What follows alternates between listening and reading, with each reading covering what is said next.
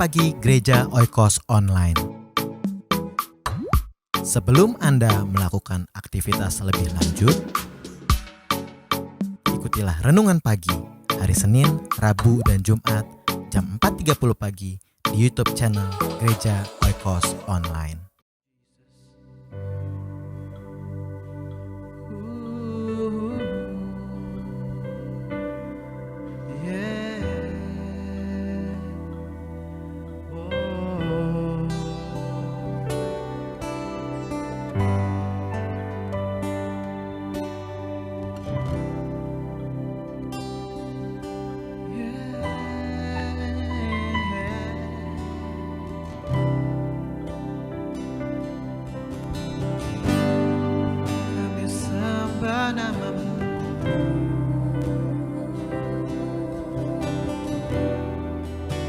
Tinggikan Engkau, Yesus Tuhan.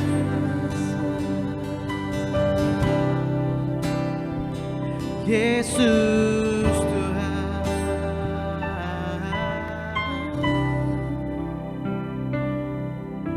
Bila ku buka mataku dan lihat wajah-Mu, ku terkagum bila ku lihat hidupku dan karya tangan-Mu. Ku tersanjung karena semua yang baik dalam hidupku, itulah karya-Mu. Kau beri kesempatan yang baru, dan ku ingin mengenal-Mu Tuhan lebih dalam dari semua yang ku kenal.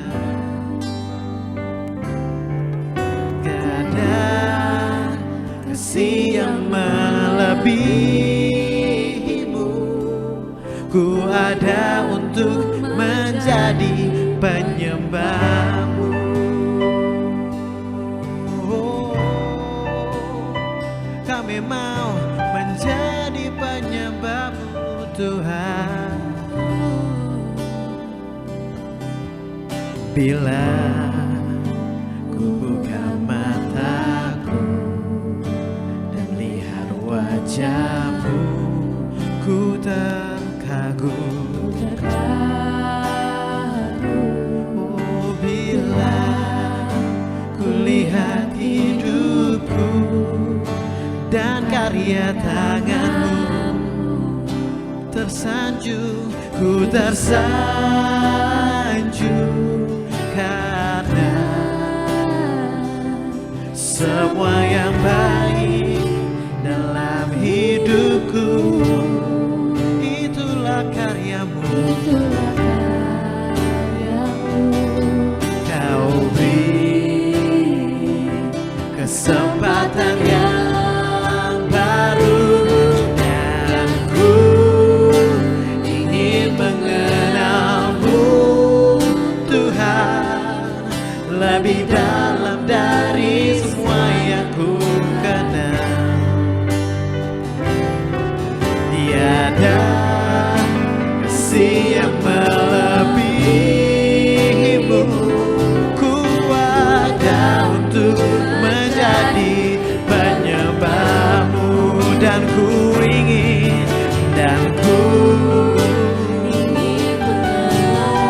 menyembah-Mu Tuhan lebih dalam dari semua yang ku kenal. Tiada kasih yang melebihi-Mu, ku ada untuk menjadi penyembah-Mu.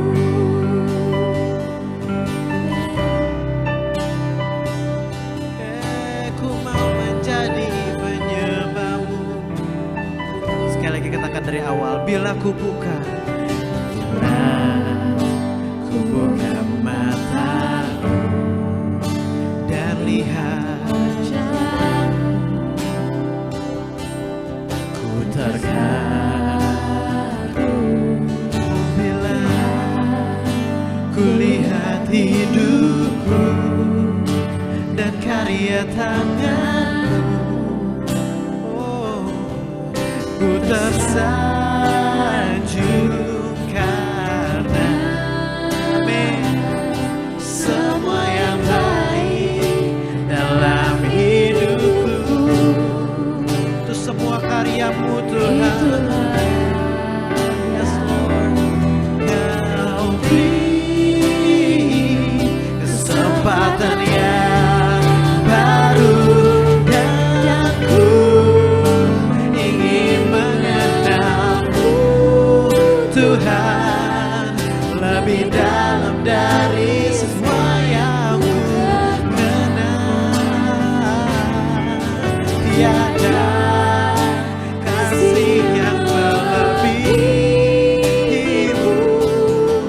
Ku ada untuk menjadi penyembahmu dan ku ingin, yes Lord, ingin mengenalmu Tuhan lebih dalam dari semua yang ku kenal. Tiada kasih yang melebihimu. Ku ada untuk menjadi penyembahmu.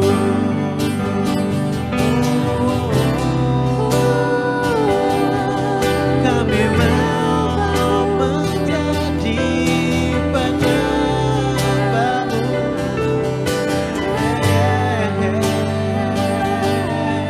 Hidupku hanya untuk memuliakan namamu.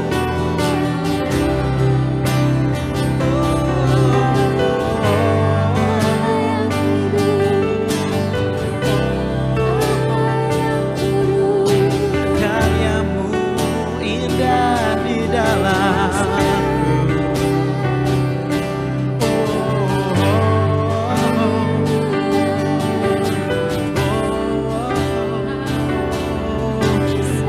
Ku ingin menyembahmu dan ku ingin mengenalmu Tuhan lebih dalam dari semua yang ku kenal.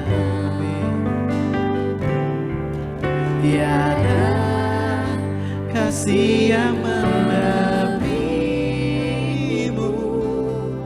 Ku ada untuk menjadi penyembahmu dan ku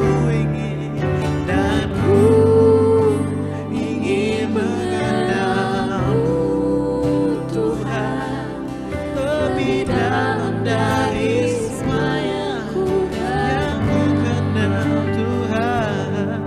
Tiada kasih yang melebihimu. Ku ada untuk menjadi penyembahmu. Ku ada untuk menjadi penyembahmu.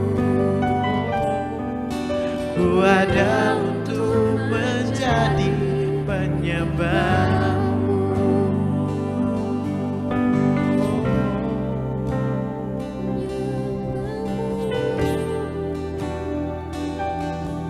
Ini yang jadi kerinduanku Tuhan, untuk mengenalmu, untuk meninggikan Engkau. Tiada yang lain, tiada yang lain, hanya Kau satu-satunya yang termanis.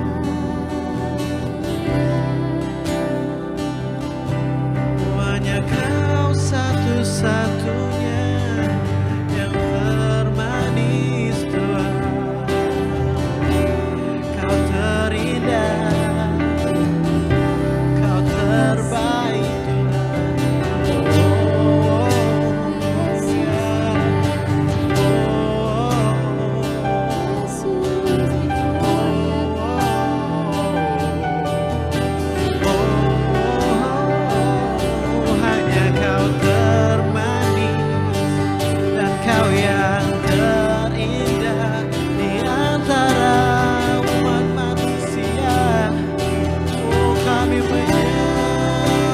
hadapanmu.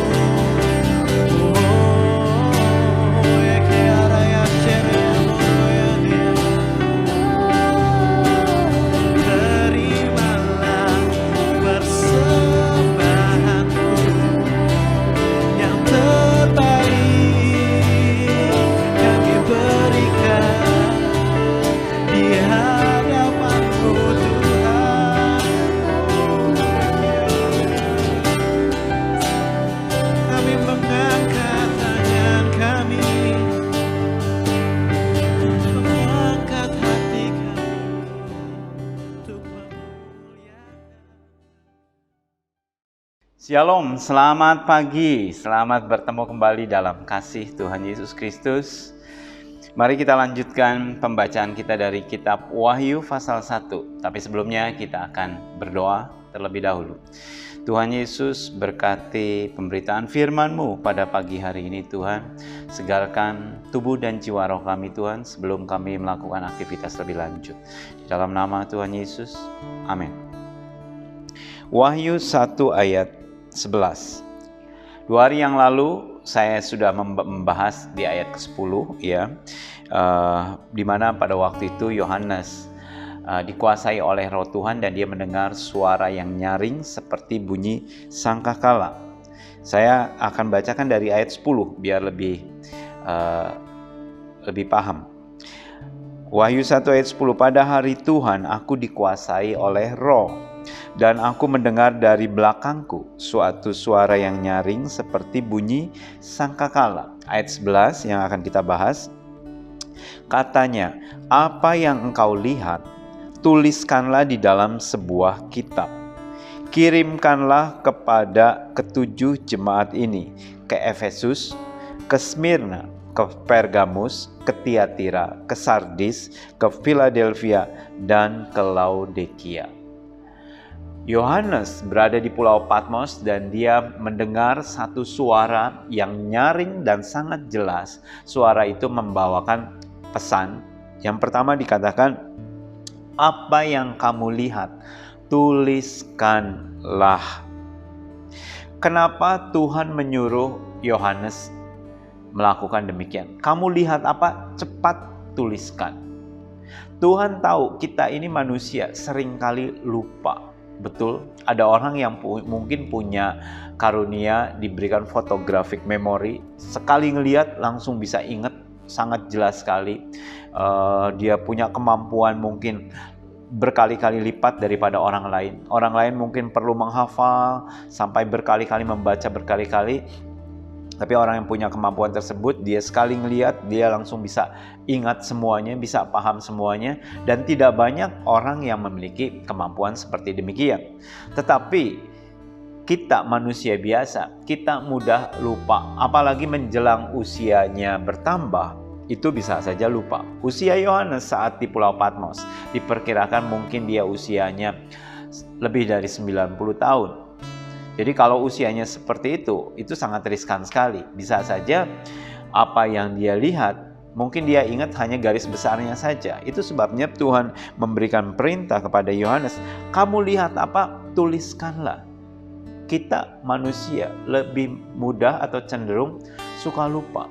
Pernah suatu saat Tuhan memberi satu mimpi kepada saya. Waktu itu saya masih sekolah di sekolah Alkitab. Kami tinggal di asrama. Dan sekitar jam 2 pagi, Tuhan memberi saya mimpi sangat jelas sekali untuk bertemu dengan seseorang ini. Dikasih tahu rumahnya, alamatnya dengan sangat jelas sekali dan nomor-nomornya, jalannya, semuanya lengkap seperti itu. Dan pada waktu setelah mimpi itu, jam 2 pagi itu saya bangun. Waktu saya bangun di asrama, dan kita tinggal di satu asrama ruangan yang cukup besar. Satu kamar besar sekali, diisi 12 orang. Dan kamarnya itu berada dalam keadaan lampu mati, lampu dipadamkan. Jadi pada saat tidur, lampu dipadamkan. Dan untuk saya menuliskan apa yang tadi mimpi tadi, tentang alamat tersebut, saya harus menyalakan lampu, dan terus cari pulpen, cari kertas, dan menuliskannya. Dan waktu saya bangun, saya ingat semuanya, nama-namanya, jalannya, alamatnya, nomornya, semuanya saya ingat. Nomor teleponnya pun dikasih tahu, saya masih ingat. Jadi saya pikir besok pagi aja deh, jam 6 saya bangun, nanti saya tulis, ini masih pagi banget. Jadi saya pikir nggak perlu nyalakan lampu, dan terus besok pagi. Saya tidur lagi, besok pagi bangun, apa yang saudara perkirakan, saya lupa semuanya. Saya hanya ingat daerahnya saja, itu di daerah di timur, East Coast namanya. Tapi alamatnya lupa, jalannya juga lupa, bloknya lupa, apalagi lantainya atau unitnya itu lupa semuanya. Nomor teleponnya juga lupa. Saya bilang saya berusaha mengingat kembali, memeras kembali, coba mengingat-ingat kembali, lupa semuanya. Aduh, saya nyesel sekali. Kenapa saya nggak tulis saat itu? Coba kalau saya tulis, kemudian saya cek, mungkin ada sesuatu yang menarik yang Tuhan minta untuk saya kerjakan. Saya kehilangan satu kesempatan untuk saya punya pengalaman menarik saat itu. Kenapa? Karena saya lupa menuliskannya. Karena saya malas menuliskannya. Saya berpikir saya masih ingat, karena pada waktu saya bangun masih ingat, hanya beda 3 jam, 4 jam. Ternyata saya sudah lupa sebagian. Sayang sekali, sampai saat ini saya bertanya-tanya, Tuhan, ada apa sih itu dengan orang tersebut? Aduh, kalau misalkan saya bisa hubungin saat itu, tentu ada sesuatu yang sangat menarik sekali.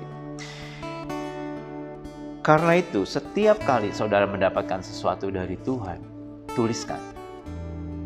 Sekarang saudara punya handphone, 24 jam handphone bisa bersama-sama dengan saudara. Di handphone ada note, saudara bisa ketik di situ tanpa perlu cari pulpen, tanpa perlu cari alat tulis ataupun kertas. Saudara bisa langsung ketik di situ. Tuliskan. Artinya kita menghargakan setiap pesan dari Tuhan. Zaman dulu pada waktu saya remaja atau pemuda, saya selalu membawa buku catatan kalau ke gereja. Setiap kali pendeta khotbah itu saya catat terus. Saya catat dan terus kemudian saya dengarkan lagi, saya baca lagi untuk saya bisa lebih mengerti dan memahami. Tetapi saya jarang sekali melihat generasi zaman sekarang. Bahkan untuk membawa Alkitab pun rasanya sudah kuno, tidak kekinian. Orang lebih suka bawa handphone karena lebih ringkas dan tidak berat bawa Alkitab. Itu nggak salah seperti itu. Tapi kalau zamannya dulu, itu orang pasti bawa Alkitab, bawa buku catatan, dan selalu mencatat. Dianggap seperti Bible study, untuk kita dapat mengingatnya lebih lama lagi. Tuhan tidak ingin apa yang Tuhan sampaikan itu berlalu begitu saja. Tapi Tuhan ingin Yohanes untuk menyampaikan dan menuliskannya. Tuhan pernah berbicara di dalam Habakuk pasal 2 ayat 1. Habakuk pasal 2 ayat 1. Aku mau berdiri di tempat pengintaianku dan berdiri tegak di menara. Aku mau meninjau dan menantikan apa yang difirmankannya kepadaku. Jadi di sini Habakuk dia ingin mendengar suara Tuhan, dia menanti-nantikan Tuhan. Dia tahu dia harus bersabar, dia tahu dia harus mencari Tuhan dengan segenap hati. Dia menantikan apa yang difirmankannya kepada dia dan apa yang akan dijawabnya atas pengaduannya. Di sini Habakuk memberikan waktunya dia yang terbaik di atas menara untuk dia mendengarkan suara Tuhan. Ayat 2, dan ternyata Tuhan berbicara. 2 hari yang lalu kita membahas bagaimana Tuhan berbicara. Lalu Tuhan menjawab aku demikian. Tuliskanlah penglihatan itu dan ukirlah itu pada loh-loh supaya orang sambil lalu dapat membacanya. Hampir sama dengan apa yang Tuhan katakan kepada Yohanes. Tuliskanlah penglihatan itu. Apa yang kamu lihat, apa yang kamu dengar, tuliskanlah itu. Supaya apa? Supaya ada orang yang berlalu lalang, mereka dapat melihatnya dan dapat membacanya dan mendapatkan peringatan yang sama. Begitu juga Tuhan memerintahkan kepada Yohanes untuk menuliskan apa yang dia dengar, apa yang dia lihat, pesan dari Tuhan itu. Dan terus kemudian kita kembali ke Wahyu pasal 1 ayat 11. dan kirimkanlah kepada ketujuh jemaat ini. Jadi Tuhan perintahkan kamu tulis, lantas kemudian simpan di lemari. Tidak. Tulis dan kirimkan. Jadi pesan itu jangan disimpan. Saudara mendapatkan firman Tuhan yang bagus, bagikan, kirimkan. Saudara dapat sesuatu artikel bagus, menarik, saudara forward kepada orang lain. Kirimkan. Ini saya dapat berkat di sini. Tolong silakan baca supaya semoga kamu mendapatkan berkat. Jadi dengan kata lain, teruskan. Kadang-kadang saya suka dapat WhatsApp dan terus kemudian di belakangnya please forward, ya, teruskan kepada yang lain dengan tujuan supaya orang lain mendapatkan informasi yang berguna ini. Tetapi jarang sekali saya forward, ya, karena isinya tentang iklan, ya, tentang hidup sehat lah, tentang apa yang saya pikir ini tentang mungkin tumbuh-tumbuhan ini sangat berguna sekali untuk mencegah kanker dan selanjutnya. Bagi saya membagikan informasi yang kurang jelas dan itu belum teruji, belum terbukti, dan saya sendiri tidak mengalaminya dan tidak tahu, saya tidak membagikan kepada orang lain. Tetapi kalau firman Tuhan perlu kita bagikan, jangan disimpan. Tuliskan. Dan di sini Tuhan berkata, tuliskan kepada ketujuh jemaat. Ada 7 jemaat di Asia kecil tersebut.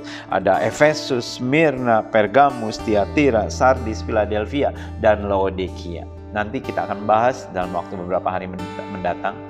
Dari ketujuh sidang jemaat ini, masing-masing ada sidang jemaat yang kaya, ada yang miskin, ada yang besar, ada yang kecil. Ada mega church yang mungkin jemaatnya katakanlah zaman sekarang 10.000, 20.000 jemaat. Ada jemaat yang kecil yang di desa atau di kota kecil yang mungkin jemaatnya di bawah 100. Ada yang 50, ada yang 30. Tuhan bilang tuliskan ke semuanya. Mau gereja kecil, mau pendetanya mungkin macam selebriti, ya, mungkin gembalanya itu sangat luar biasa sekali dan jemaatnya bisa sampai 30.000 orang, kirimkan. Kemudian di sini ada gereja kecil yang jemaatnya mungkin 20 orang, kirimkan juga. Jangan diabaikan. Biasanya orang akan melihat sesuatu yang besar saja. Yang kecil udahlah dianggap kamu kok fotokopi aja dari teman kamu yang lain. Tapi Tuhan bilang tidak, kirimkan masing-masing. Satu gereja, satu pesan. Artinya Tuhan melihat baik gereja besar maupun gereja sedang maupun juga gereja kecil. Besar gereja atau jumlah jemaat yang ibadah di situ tidak menentukan apakah Tuhan lebih sayang kepada orang tersebut atau tidak, atau kepada gereja tersebut atau tidak. Tidak menentukan. Karena yang Tuhan ukur adalah orang yang beribadah. Bukan luasnya gereja. Bukan luasnya mimbar. Wah, mimbarnya maha luas sekali. Kita bisa main sepak bola di mimbarnya. Besar sekali. Stage-nya bisa pemain musiknya komplit semuanya. Bahkan seperti simfoni. Ada berbagai macam alat musik. Sedangkan di sini gereja kecil cuma main gitar saja. Itu pun gitarnya kadang-kadang putus talinya. Apakah itu tidak diperhatikan Tuhan? Tidak, Tuhan memperhatikan semua. Jadi kalau saudara saat ini, saudara berjemaat di gereja kecil, saudara that's fine, aman. Tuhan memperhatikan saudara. Saudara saat ini berjemaat di gereja besar, Tuhan juga memperhatikan saudara. Baik saudara berjemaat di gereja besar, gereja menengah, sedang, ataupun gereja yang kecil sekalipun, Tuhan memperhatikan saudara. Dan masing-masing mendapatkan pesan. Ada pesannya itu ada berupa teguran, ada berupa nasihat, ada berupa apresiasi, dan macam-macam pesannya sesuai dengan apa yang sedang terjadi dengan gereja tersebut. Di sini kita mendapatkan pesan bahwa Tuhan memperhatikan sidangnya. Tuhan memperhatikan gerejanya. Bukankah Tuhan Yesus berkata, aku sendiri, I will build my church. Aku yang akan membangun gerejaku. Dia adalah the real builder. Yesus adalah pembangun, sang pembangunnya. Dia yang membangun gerejanya. Pendeta atau hamba Tuhan, atau katakanlah seperti saya seorang hamba Tuhan, itu saya pesuruhnya saja.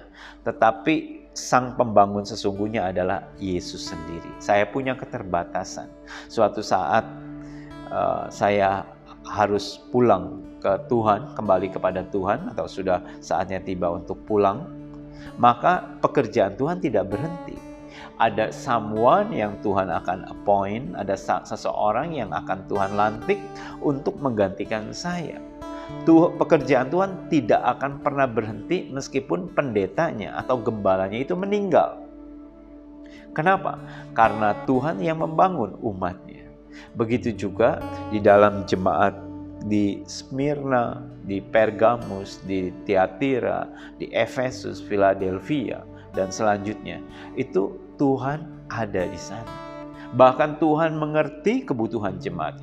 Tuhan tahu apa yang sedang terjadi dengan gerejanya. Dan Tuhan memberikan kritikan, Tuhan memberikan masukan kepada sidangnya tersebut. Dengan kata lain, Yesus memperhatikan gerejanya. Yesus memperhatikan saudara yang ada di dalam gereja tersebut. Hidupmu tidak luput dari Tuhan.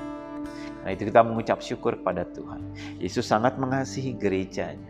Karena itu saudara harus menjadi a part of His church. Saudara nggak bisa jalan ke sana kemari. Oh, aku gereja sesuai dengan digerakkan Tuhan hari ini. Hari ini saya pengen pergi ke gereja A, saya ke gereja A. Besok saya ke gereja B, ke gereja B. Besoknya lagi ke gereja C. Saudara tidak tertanam dalam satu gereja lokal. Itu tidak sehat. Saudara harus tertanam di dalam satu gereja lokal. Saudara tidak bisa dari gereja sini pindah ke sana, pindah ke sini, pindah ke sini, terus muter lagi, terus balik lagi ke sana kemari. Saudara, pertumbuhan rohani saudara tidak akan maksimal dan tidak ada kesempatan untuk saudara untuk melayani, membangun gereja Tuhan bersama-sama dengan Tuhan dan bersama-sama dengan hamba-hamba Tuhan yang ada di sana. Karena saudara jalan-jalan terus. Karena itu jadilah bagian dari satu gereja lokal. Baik buruknya gereja lokal, it's okay. Kecuali sesat ya, gereja sesat. It's okay karena Tuhan tahu dan Tuhan menilik dan Tuhan yang berperan besar di sana. Jadi hari ini apa yang kita dapatkan? Yang pertama, bahwa tuliskan pada waktu Tuhan berbicara. Pada waktu Tuhan berbicara melalui mimpi, melalui firman-Nya, ada sesuatu yang mengena di hatimu, ambil HP-mu, catat di situ. Kalau ada pulpen, catat di pulpen. Saudara bawa note, bawa di Alkitab, ya saudara bisa catat pada waktu Tuhan berbicara. Pada waktu Tuhan berbicara, berikan perhatian. Dan setelah itu, bagikan. Jangan berhenti sampai saudara. Setiap berkat rohani yang saudara dapatkan, saudara wajib bagikan. Supaya orang lain dapat mendapatkan berkat yang sama. Yang ketiga, Yesus memperhatikan gerejanya. Kalau saudara adalah bagian dari gereja Tuhan, saudara tidak luput dari perhatian. Burung di udara dia perhatikan, terlebih lagi diri saudara. Amin. Tuhan Yesus memberkati saudara sekalian. Mari kita satu dalam doa.